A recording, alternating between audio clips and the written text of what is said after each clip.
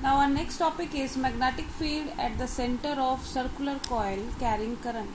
Here the diagram shows that a circular coil is in the plane of this blackboard, is in the plane of paper. Here right now I am using whiteboard, so it is in the plane of whiteboard, just like if I am having this ring, right, this ring, and if I keep this ring like this, so, and if this is the wire, this is the wire like structure, current enters through it, goes to this wire like this in this direction, and then come out of this. Imagine this part is not there, right?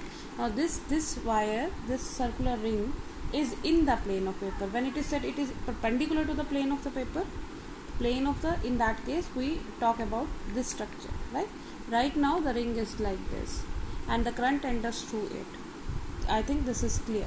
Now we know that according to Biot-Savart's law, dB vector is equal to mu naught upon 4 pi I dl sine theta by r square, or we can write it as dB vector is equal to mu naught upon 4 pi I dl cross r upon r cube, right?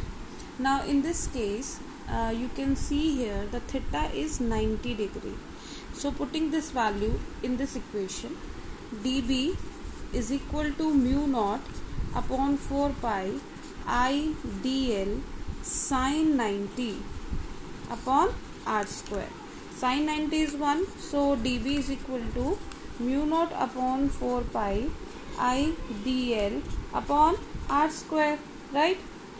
Where dl is the small length element of this wire, and if we need to find out the magnetic field at the center due to this whole wire, circular wire, in that case what we will do, we will integrate this expression for the whole circle, right? So let us integrate.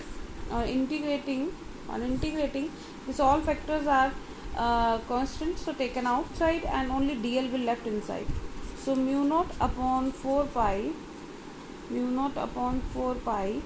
I by r square integration of dl, right?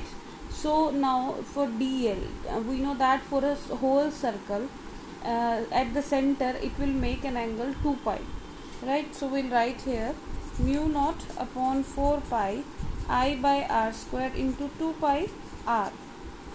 So r to r cancel, so we are left with mu naught upon 4 pi I into 2 pi by r.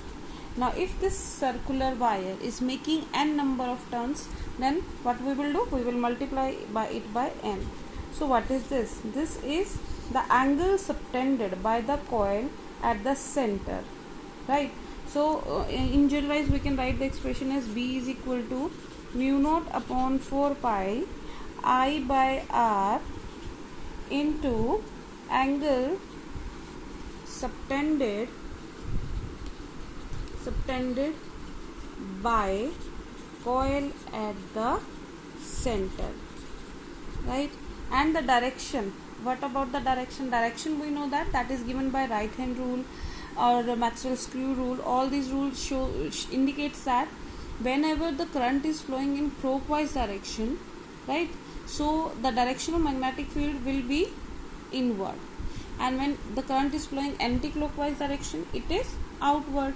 Now if the coil is such like, so in that case at the center, if the coil size is bigger, in that case the magnetic field will be uniform at the center and will be having concentric circles at this point, right? At this point they will be having concentric circles, and at the center that will be perpendicular to the plane, either inward or outward depending upon the direction of the current.